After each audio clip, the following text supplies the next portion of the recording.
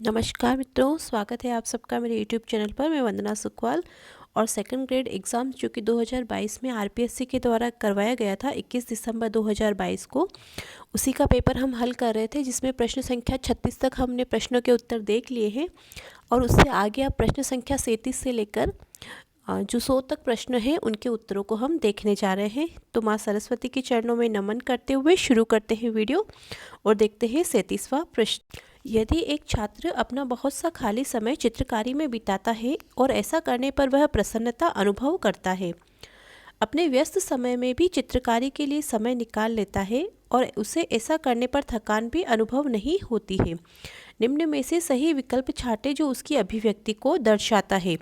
1. खाली समय का सदुपयोग उपयोगी कार्यों के लिए करने की अभिव्यक्ति दर्शाता है, उसकी रुचि की अभिव्यक्ति दर्शाता है। तो ऑप्शन 2 करेक्ट हो जाएगा। अन्य ऑप्शन भी देख लेते हैं। उसकी अभिक्षमता और श्रेष्ठता की अभिव्यक्ति दर्शाता है, यह उसकी अभिवृत्ति का अभिव्यक्ति दर्शाता है। तो देखिए, उसकी रुचि की अभिव्यक्ति को दर्शाता है।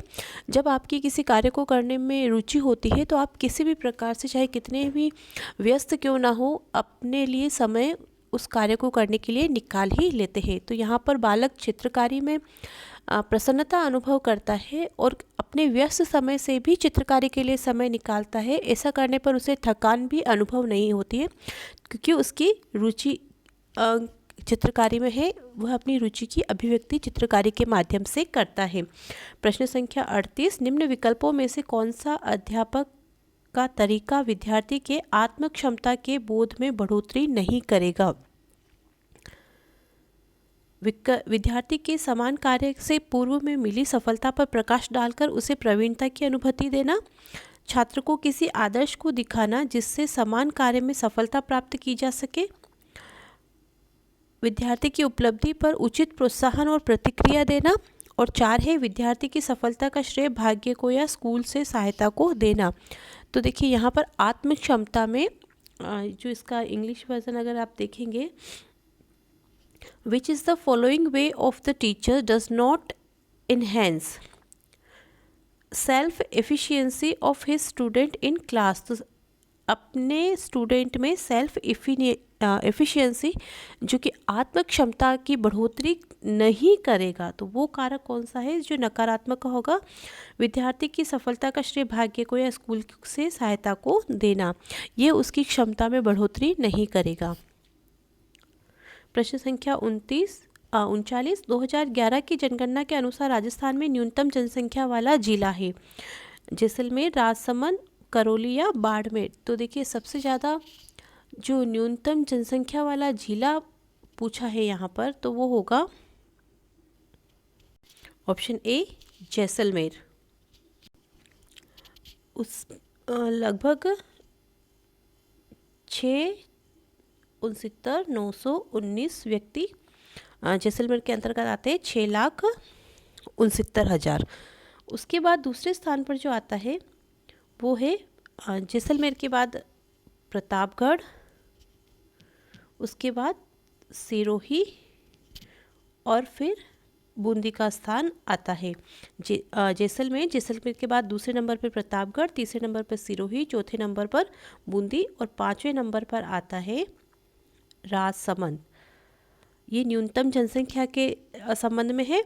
अधिकतम जनसंख्या यदि पूछी जाए तो जयपुर, जोधपुर, अलवर,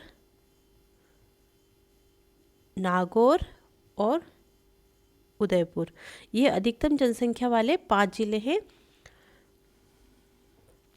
ऑप्शन यहाँ पर एक करेक्ट हो जाएगा। यहाँ पर न्यूनतम जनसंख्या वाला जिला पूछा है तो ऑप्शन एक करेक्ट हो जाएगा। चौथ माता किस जनजाति की आराध्य देवी है? ऑप्शन 4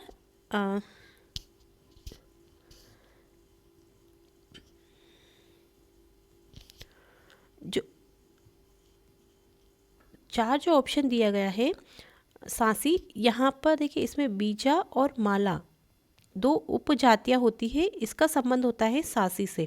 कंजर जाति की आराध्य देवी होती है चौथ माता। ऑप्शन 2 करेक्ट आंसर हो जाएगा यहाँ पर, ऑप्शन 2 कंजर। डामोर डूंगरपुर के क्षेत्र में पाई जाती है। तो ये प्रश्न भी पूछा गया है। सांसी की बीजा और माला जातियाँ सांसी से संबंधित है। कंजर जाति की आराध्य देवी चौथ माता है। गरासिया कौन से क्षेत्र में है, आप कमेंट सेक्शन में लिखकर बताइएगा।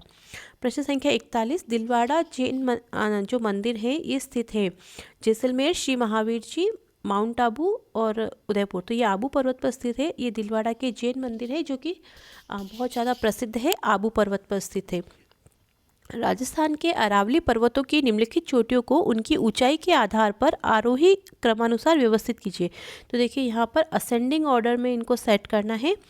आरोही क्रम का अर्थ होता है बढ़ते हुए क्रम में, सबसे पहले सबसे छोटी वाली, उसके बाद उससे छोटी, उससे छोटी, इस प्रकार से।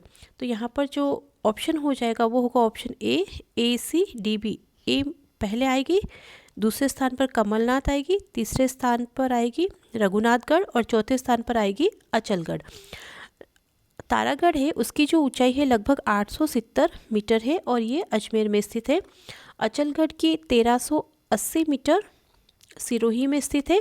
1001 मीटर ऊंचाई के साथ में उदयपुर और रघुनाथगढ़ लगभग 1055 मीटर जो कि सीकर में स्थित है। तो यहाँ पर क्रमानुसार पूछा है। ए सबसे पहले तारागढ़ आएगा 870 मीटर, बी आएगा कमलनाथ उदयपुर में 1001 मीटर, सी आएगा उसके बाद तीसरे स्थान पर डी आएगा रघुनाथगढ़ 1055 मीटर जो कि सीकर में है और चौथे स्थान पर आएगी अचलगढ़ जो कि सिरोही में है 1380 मीटर के साथ में। ए सी डी बी ये सही उत्तर हो जाएगा।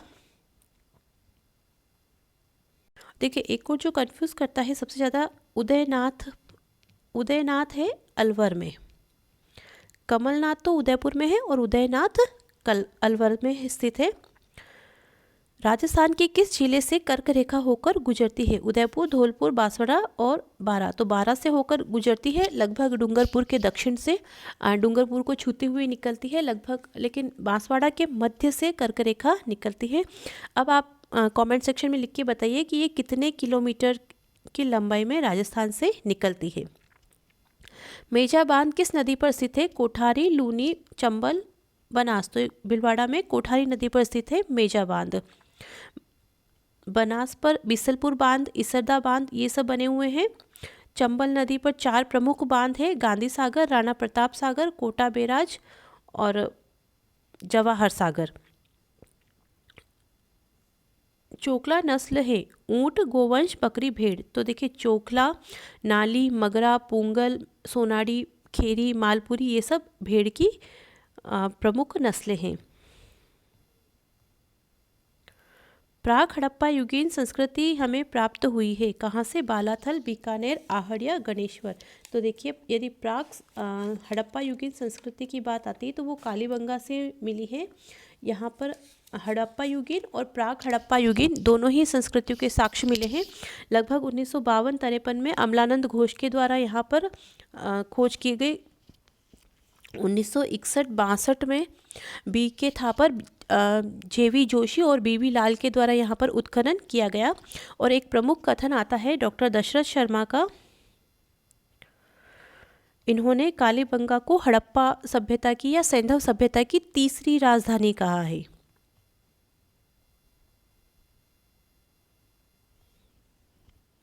ऑप्शन 2 करेक्ट हो जाएगा, कालीबंगा। उत्तर गुप्तकालीन शंख लिपि में लेख लिखे मिले हैं उजियाना, आहड़, बेराठ और गिलून। तो यहाँ पर हो जाएगा ऑप्शन 3 बेराठ में। यदि देखिए उत्तर गुप्तकालीन या बौद्धकालीन या अशोक से संबंधित कोई भी बात पूछी जाती है कि कौन से शिलालेख से संबंधित है या कहाँ से सभ्यता से संबंधित है, वो बेराठी उत्तर होगा, विराटनगर। इसका उल्लेख महाभारत और रामायण दोनों में हुआ है। निम्नांकित में से कौन सा युद्ध महाराणा सांगा और बाबर के मध्य हुआ? तराइन, पानीपत, खानवा या चंदेरी। तो ऑप्शन 3 हो जाएगा, खानवा का युद्ध, जो कि 17 मार्च 1527 में हुआ था, जो कि खानवा भरतपुर के रूपवास तहसील के अंतर्गत आता है। वहाँ पर ये खानवा का युद्ध हुआ था जिसमें बाबर की सेना ने राणा सांगा को पराजित कर दिया था। राष्ट्रीय कृषि विकास योजना RKVY वर्ष में आरंभ की गई 2011, 7, 5 और 1। 2007 में प्रारंभ की गई RKVY राष्ट्रीय कृषि विकास योजना। राजस्थान के निम्नलिखित में से कौन से जिलों में उष्णकटिबंधीय शुष्क पतझड़ी वन पाए जाते हैं? In which of the following district of Rajasthan tropical dry deciduous forest कहाँ पाए जाते हैं?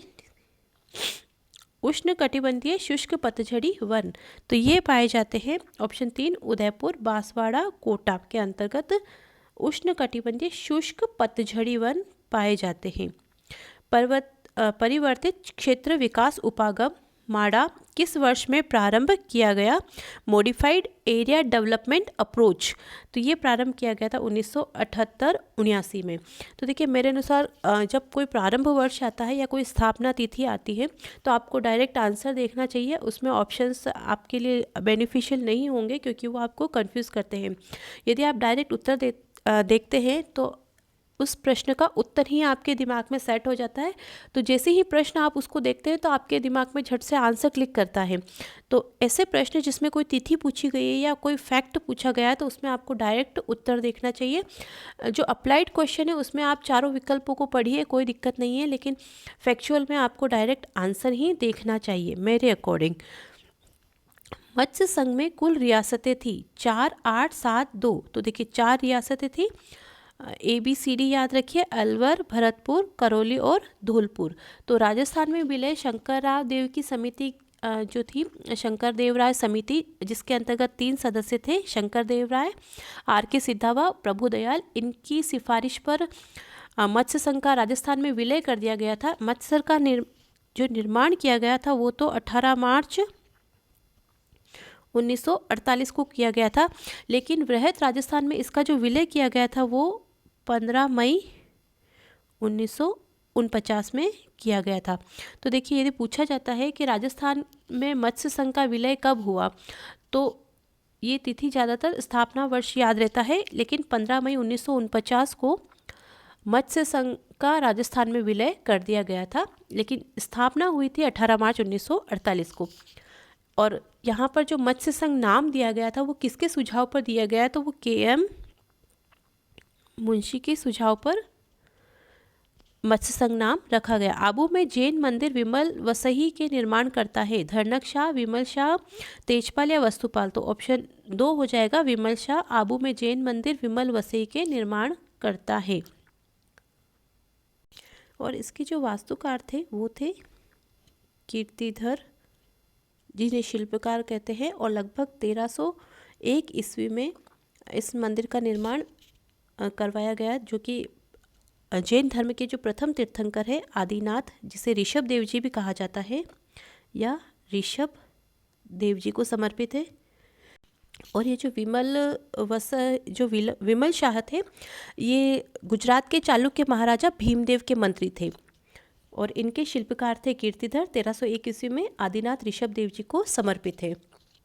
दिलवाड़ा के जो जैन मंदिर समूह है उसमें लगभग 5 मंदिरों का समूह आता है, जिसमें विमल वसई, आदिनाथ का मंदिर, लूण वसाही जो कि नेमिनाथ जी को समर्पित है, और उसके अलावा भी 3 प्रमुख मंदिर हैं वो रणकपुर जैन मंदिरों के अंतर्गत आते हैं।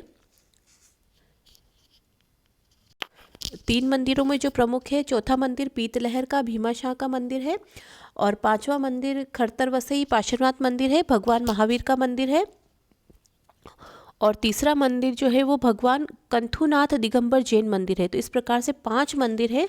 5 मंदिरों में विमल वसई आदिनाथ मंदिर, लूण वसई नेमिनाथ मंदिर, कंथुनाथ दिगंबर जैन मंदिर है, पीतलहर या भीमाशाह का मंदिर है चौथा, और 5वां है खरतर वसई पार्श्वनाथ मंदिर व भगवान महावीर स्वामी का मंदिर है। इस प्रकार से 5 मंदिरों का जो समूह है देलवाड़ा जो ये आबू में जैन मंदिर समूह के अंतर्गत आते हैं।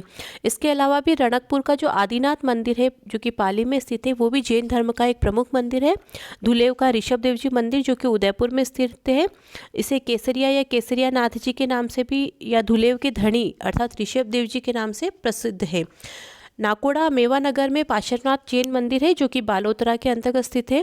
वहाँ पर भगवान 23वीं जैन तीर्थंकर भगवान पार्श्वनाथ की प्रतिमा सुशोभित है। इसके अतिरिक्त भी श्री महावीर जी करौली में है, ओसिया का महावीर मंदिर जोधपुर में, महामारू शैली का मंदिर है, नौगावा के जैन मंदिर नौगावा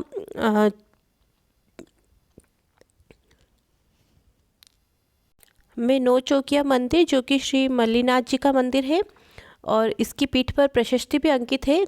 इसका निर्माण 803 ईस्वी में हुआ था। ऊपर वाला मंदिर के नाम से जैन तीर्थंकर शांतिनाथ भगवान का विशाल मंदिर भी नौगावा में स्थित है। इसके अलावा मूछाला महावीर जी मंदिर, नारलाई पाली में जैन मंदिर जहाँ पर नेमिनाथ की श्यामवर्णी प्रतिमा है, वरकाणा पाली में पार्श्वनाथ भगवान का मंदिर, राता महावीर जी का जैन मंदिर जो कि पाली में स्थित है, शांडेराव का शांतिनाथ जिनालय पाली में, घाणेराव मंदिर, लोदरवा का पार्श्वनाथ मंदिर जैसलमेर, पदमपुर बाड़ा जैन मंदिर जयपुर में, दादाबाड़ी मालपुरा टोक में, सिरियारी जैन श्वेतांबर जो कि तेरापंथी आचार्य थे श्री भिक्षु, उनका निर्वाण वहाँ पर हुआ था, छोटा गांव सिरियारी में पाली जिले में है। चूलू गिरी का मंदिर जहाँ पर भगवान महावीर की विशाल मूर्ति स्थापित है, जयपुर में है। इस प्रकार से जो प्रमुख जैन मंदिर है जिनसे प्रश्न पूछे जा सकते हैं वो मैंने आपको बता दिए हैं। निम्नलिखित में से 1857 की क्रांति में कौन से युद्ध में जोधपुर का पॉलिटिकल एजेंट मारा गया था? नसीराबाद, चेलावास का युद्ध, कोठारिया का युद्ध या नीमच का युद्ध? तो ऑप्शन 2 हो जाएगा चेलावास का युद्ध, जिसे काला गोरा युद्ध भी कहा जाता है क्योंकि गोरे अंग्रेज थे और काले जो कि भारतीय को कहा करते थे अंग्रेजों के द्वारा। 18 सितंबर 1857 में ये युद्ध हुआ था, इसे चेलावास का युद्ध कहते हैं। इससे पूर्व जो 8 सितंबर को युद्ध हुआ था 1857 में, 8 सितंबर को, ये बिठोड़ा का युद्ध कहलाता है। तो 8 सितंबर 1857 बिठोड़ा, 18 सितंबर 1857 चेलावास का युद्ध। यहाँ पर जो पॉलिटिकल एजेंट था वो मेसन मारा गया था। अजमेर नगर बसाया था अजय राज ने, पृथ्वीराज चौहान ने, गोविंद राज ने, अर्णोराज ने? तो अजय राज ने लगभग 1113 ईस्वी में अजमेर नगर की स्थापना की थी। जो प्रमुख है देखिए 1727 जयपुर, 1459 जोधपुर, 1559 उदयपुर। सुमेलित कीजिए राजपूताना मध्य भारत सभा, राजस्थान सेवा संघ, मारवाड़ सेवा संघ और आचार सुधारिणी सभा। दूसरी तरफ इनके ऑप्शन दिए हुए हैं कूट मिलाने के लिए। तो देखिए किस प्रकार से होगा। राजपूताना मध्य भारत सभा 1918 में, तो ऑप्शन जो 3 हो जाएगा वो करेक्ट हो जाएगा क्योंकि एक ही विकल्प है जिसमें ऑप्शन 4 दे रखा है पहले में। राजस्थान सेवा संघ का निर्माण 1919 में वर्धा में हुआ था। मारवाड़ सेवा संघ की स्थापना 1920 में हुई थी और आचार सुधारिणी सभा 1910 में स्थापित की गई थी। गींदड़ नृत्य होता है वागड़, ढूंढाड़, शेखावाटी में या मेवाड़ में? तो गींदड़ नृत्य शेखावाटी क्षेत्र का एक प्रसिद्ध नृत्य है।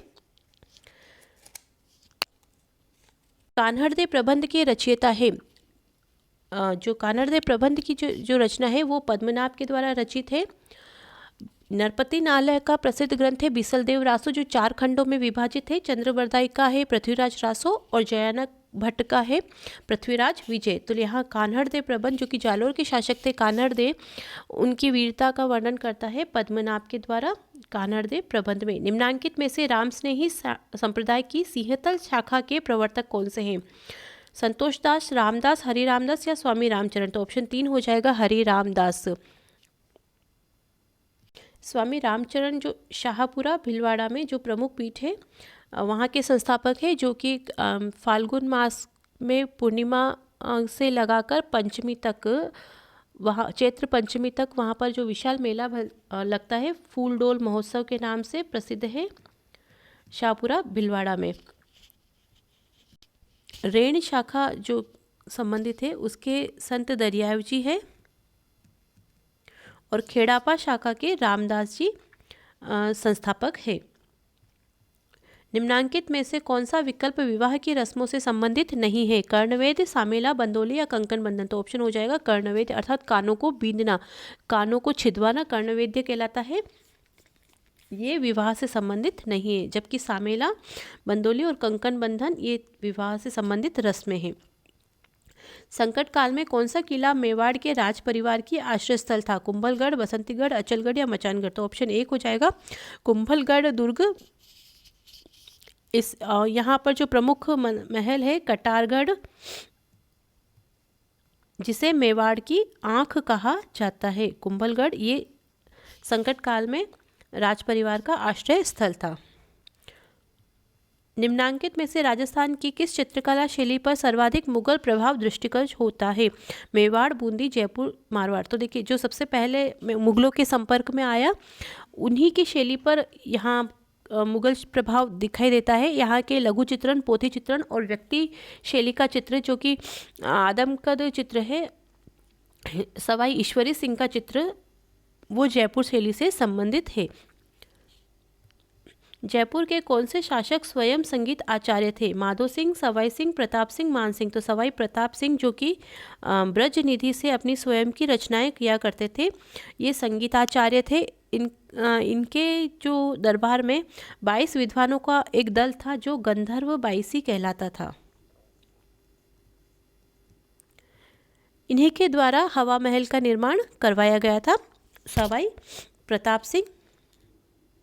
निम्नांकित में से कौन से विकल्प का संबंध पोमचा से है? संस्कार, मिठाई, वस्त्र, आभूषण। तो देखिए, पोमचा एक प्रकार का वस्त्र होता है। ऑप्शन 3 करेक्ट हो जाएगा। मुगल शासक अकबर के समय में बीकानेर के शासक राय सिंह निम्नांकित में से किस सैन्य अभियान में शामिल नहीं थे? बंगाल, कंधार, बलूचिस्तान और काबुल। तो यहाँ पर हो जाएगा बंगाल। कंधार और काबुल में इन्होंने स्वतंत्र रूप से अभियान किया था, लेकिन बलूचिस्तान में इन्होंने मानसिंह के सहयोगी के रूप में किया था। तो यहाँ पर बंगाल में इन्होंने कोई अभियान नहीं किया गया था। 1574 में अकबर के द्वारा इन्हें बीकानेर का शासक नियुक्त किया गया था। ये भी सेकंड ग्रेड एग्जाम 2017 में पूछा गया है। भारत के संविधान में निम्नांकित अनुच्छेदों में से किसमें यह उल्लेखित किया गया है कि किसी राज्य के राज्यपाल की पदावधि के दौरान उसकी गिरफ्तारी या कारावास के लिए किसी न्यायालय से कोई आदेशिका नहीं निकाली जाएगी? ऑप्शन जो 2 हो जाएगा 361(3). इसमें इस प्रकार का प्रावधान है कि यदि कोई राज्यपाल अपने पद पर है तो उस कार्यकाल के दौरान उसके विरुद्ध किसी भी न्यायालय के द्वारा गिरफ्तारी या कारावास के लिए कोई आदेश जारी नहीं किया जा सकेगा। तो जो अन्य ऑप्शन है वो भी देखिए। 361(1) में क्या है कि राज्यपाल अपनी शक्तियों के और कर्तव्यों के पालन के लिए किसी भी न्यायालय के प्रति उत्तरदायी नहीं है। किसी भी न्यायालय के प्रति उत्तरदायी नहीं है। अनुच्छेद 361(1). अनुच्छेद 361(2) जो है, राज्यपाल के कार्यकाल के दौरान उसके विरुद्ध किसी भी न्यायालय में किसी भी प्रकार की आपराधिक कार्यवाही प्रारंभ नहीं की जा सकती। अनुच्छेद 361(2). 361(3) में है कि जब तक वह पद पर हो उसकी गिरफ्तारी या कारावास के लिए कोई भी न्यायालय आदेश नहीं निकाल सकता। और अनुच्छेद 361(4) में ये प्रावधान है कि राज्यपाल का पद ग्रहण करने से पूर्व या पश्चात उसके द्वारा व्यक्तिगत रूप से किए गए कार्य के संबंध में सिविल कार्यवाही करने से पहले उसे 2 मास पूर्व सूचना देना अनिवार्य है। इस प्रकार से राज्यपाल के संबंध में जो आर्टिकल 361 है उसके जो चारों उपबंध हैं उसको भी हमने देख लिया, ताकि अगर हो सकता है कि दूसरा प्रश्न पूछा जाए, इससे संबंधित पूछ ले या इससे पूछ ले, तो आपका प्रश्न गलत नहीं हो। लेकिन यहाँ पर उत्तर हो जाएगा ऑप्शन 2, 361(3). थार महोत्सव का आयोजन निम्नांकित में से किस स्थान पर किया जाता है? बाड़मेर, बीकानेर, जोधपुर, जैसलमेर। तो थार महोत्सव जो आयोजित किया जाता है वो हो जाएगा ऑप्शन यहाँ पर बाड़मेर हो जाएगा ऑप्शन 2। बाड़मेर के अंतर्गत थार महोत्सव होता है।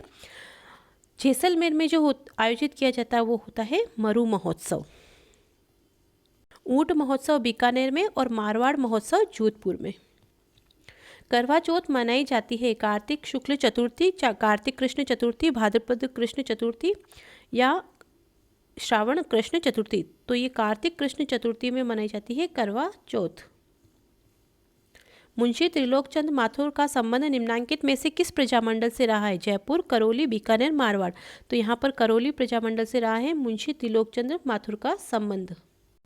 राजस्थान के निम्नांकित मुख्य सचिवों में से किसने अपने कार्यकाल के दौरान अधिकतम संख्या में मुख्यमंत्रियों के साथ कार्य किया? तो BL माथुर जी हो जाएंगे। इन्होंने सर्वाधिक मुख्यमंत्रियों के साथ कार्य किया। इन्होंने 3 मुख्यमंत्रियों हरिदेव जोशी, शिवचरण माथुर और भैरव सिंह शेखावत के काल में ये मुख्य सचिव रहे थे। इसके अलावा भी देखिए एक प्रकार का और प्रश्न बनता है कि 2 बार मुख्य सचिव कौन कौन रहे, तो के राधाकृष्णन, भगत सिंह मेहता और मोहन मुखर्जी, CS राजन। ये राजस्थान में 2 बार मुख्य सचिव नियुक्त किए गए थे। पहली जो मुख्य सचिव थी श्रीमती कुशल सिंह थी, उस समय मुख्यमंत्री थी श्रीमती वसुंधरा राजे।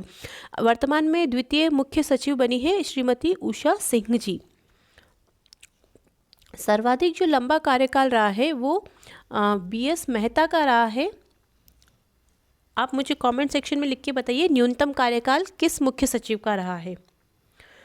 यहाँ पर उत्तर हो जाएगा ऑप्शन 4 BL माथुर। इन्होंने अधिकतम मुख्यमंत्रियों के साथ कार्य किया। राजभवन राजस्थान में इन्फॉर्मोस पोर्टल किस राज्यपाल के कार्यकाल के दौरान प्रारंभ किया गया? ऑप्शन 3 हो जाएगा कलराज मिश्र। निम्नांकित में से कौन सा युग्म सही सुमेलित नहीं है?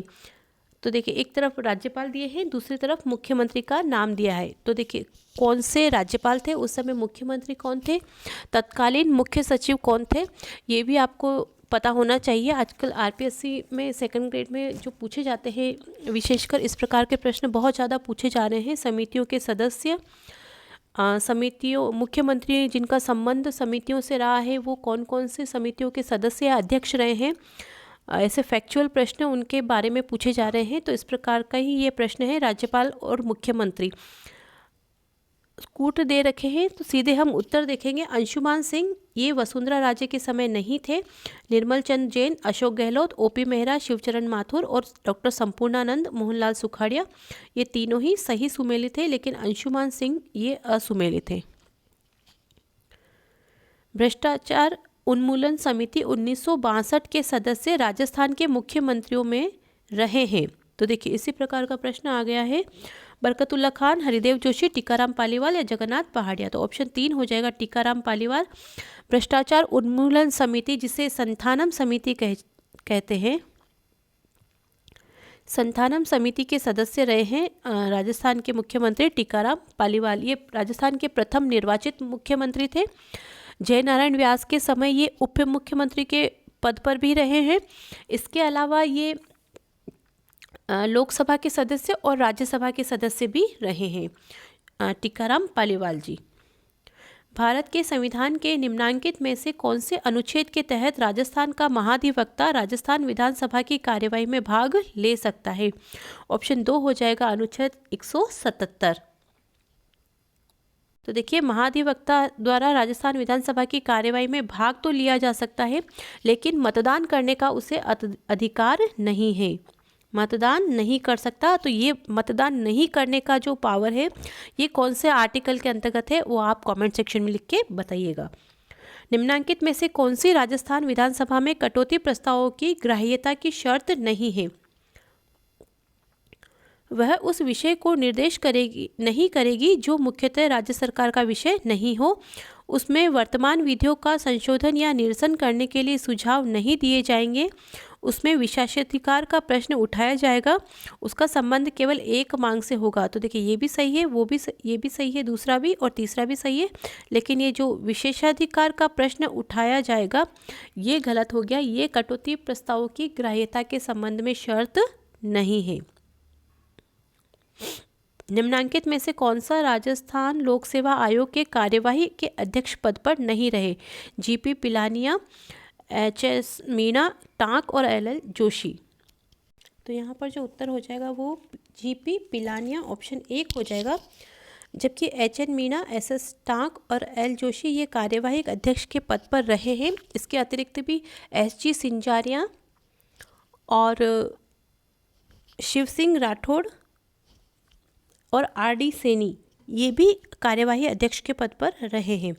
राजस्थान राज्य मानवाधिकार आयोग के निम्नांकित सदस्यों में से कौन से सबसे कम कार्यकाल अवधि के लिए पद पर रहे? तो यहाँ पर जो उत्तर हो जाएगा ऑप्शन राजस्थान राज्य मानवाधिकार आयोग के निम्नांकित सदस्यों में से कौन सबसे कम कार्यकाल अवधि के लिए पद पर रहे हैं? नमो नारायण मीणा ऑप्शन 3। राजस्थान पंचायती राज अधिनियम 1994 की किस धारा के तहत सरकार को किसी पंचायती राज संस्था को विघटित करने की शक्ति प्राप्त है? तो ये हो जाएगी धारा 94। निम्नांकित खेलों में से कौन सा राजीव गांधी ग्रामीण ओलंपिक खेलों से 2022 से सम्मिलित नहीं है? Football, hockey, kho kho, volleyball. तो देखिए फुटबॉल इसमें सम्मिलित नहीं हैं, बाकी हॉकी, खो खो और वॉलीबॉल संबंधित है। लगभग यहाँ पर 6 खेल हैं जिसके अंतर्गत फुटबॉल नहीं है। माह अगस्त 2022 में किसे राजस्थान का मुख्य निर्वाचन आयुक्त नियुक्त किया गया? तो देखिए डॉक्टर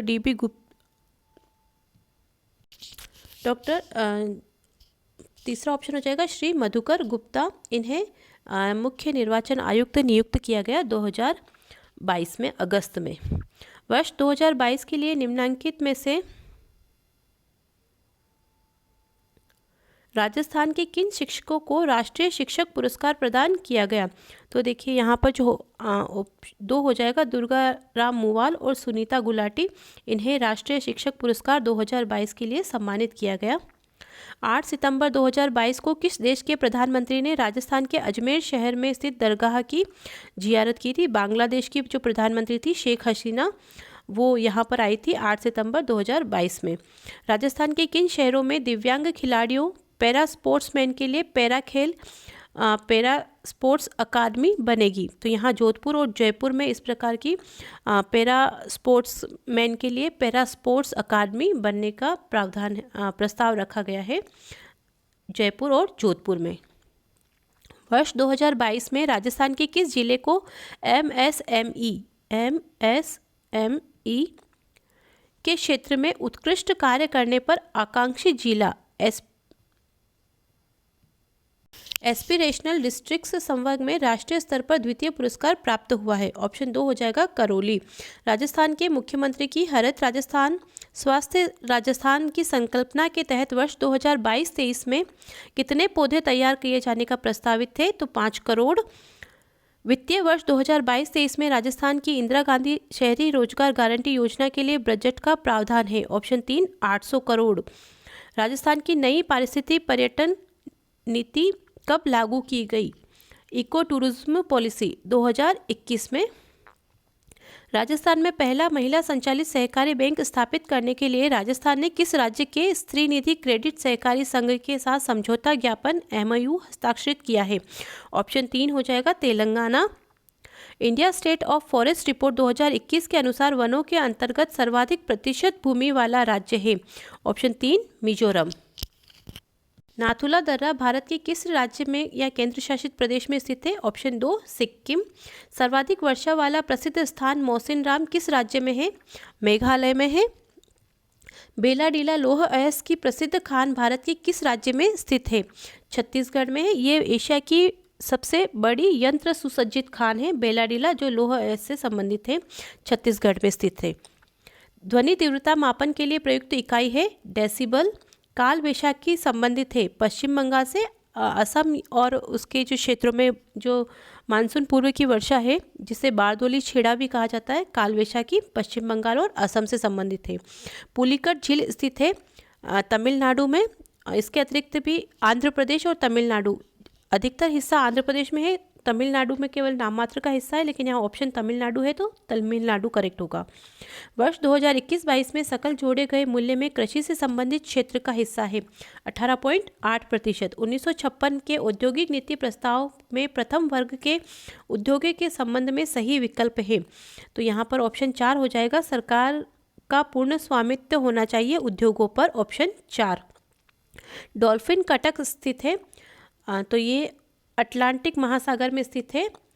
उत्तर में ये डॉल्फिन राइस के नाम से जाना जाता है और दक्षिण में चैलेंजर राइस के नाम से जाना जाता है। मध्य अटलांटिक कटक है ये। और यहाँ पर जो उत्तरी अटलांटिक में जो सबसे बड़ा गर्त है प्यूटोरिको गर्त। अश्व अक्षांश से संबंधित है, तो दोनों गोलार्धों में 30 डिग्री से 35 डिग्री अक्षांशों के बीच जो कि पवनों से संबंधित है वो अश्व अक्षांश हॉर्स लेटीट्यूड कहलाता है। जनसंख्या प्रवास में फुटकर व्यापार गुरुत्वाकर्षण नियम का प्रतिपादन सबसे पहले किया गया, तो ये WJ रेली के द्वारा किया गया था, फुटकर व्यापार गुरुत्वाकर्षण नियम का प्रतिपादन। तो ये था मित्रों 21 दिसंबर 2022 को जो सेकंड ग्रेड का पेपर आयोजित हुआ था, RPSC के द्वारा करवाया गया था ये पेपर। उसके ग्रुप A में जो प्रश्न पत्र आया था उसके प्रश्नों का हल। आशा करती हूँ कि आपको वीडियो पसंद आएगा। वीडियो को पूरा देखने के लिए बहुत बहुत धन्यवाद। माँ भारती आप सबका कल्याण करे। जय भारत, जय हिंद।